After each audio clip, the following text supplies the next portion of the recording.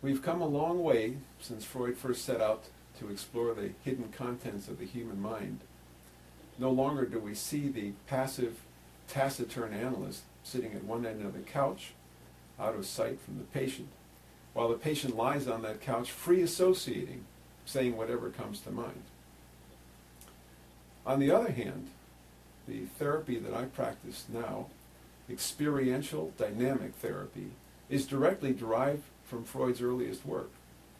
His early work differed a great deal from the psychoanalysis he would go on to develop later.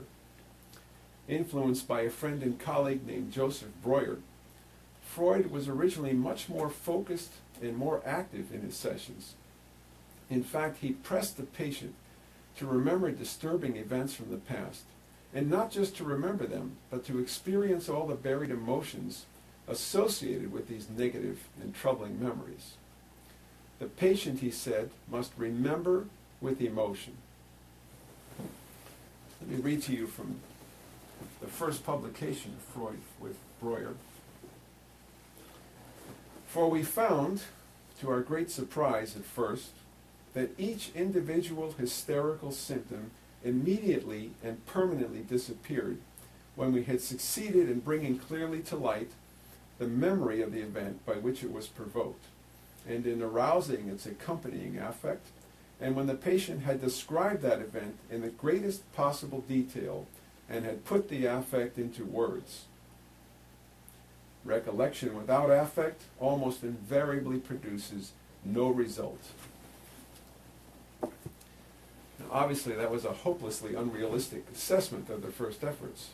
There is no technique that is going to quickly and permanently banish symptoms the first time we talk about them with the patient.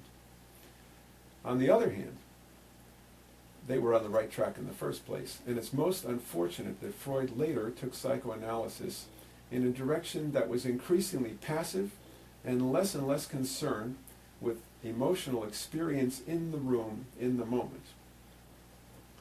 Starting in the 1960s, several analysts began to break with the analytic tradition. I'm thinking here of David Malan in London, Peter Sifnios in Boston, Habib Davanloo in Montreal, and their new techniques actually had something in common with Freud's early cathartic method. These modern analysts discouraged the patient from endless free associating. They encouraged him to stay focused on emotionally relevant themes, and to varying degrees, they returned to the critical element of experiencing one's emotions in the moment. In a sense, then, we've returned to the 1890s and picked up where Freud first started out. But this time things are different. First of all, we have the video camera. We can videotape our sessions and watch afterwards to see what might look more helpful. We can share videos at conferences and discuss them with colleagues. And second, we now have modern research methodology. We no longer have to rely on the great man criterion. We don't need to wait for an influential person to tell us what to do. We can pick up the journals and see what really works.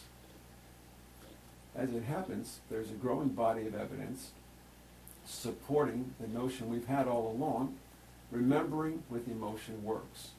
Experiential dynamic therapy can help resolve a great many symptoms and alleviate a lot of suffering for our patients. So if you're a therapist, I encourage you to explore these techniques and see for yourself. Good luck with your practice, and thanks for listening.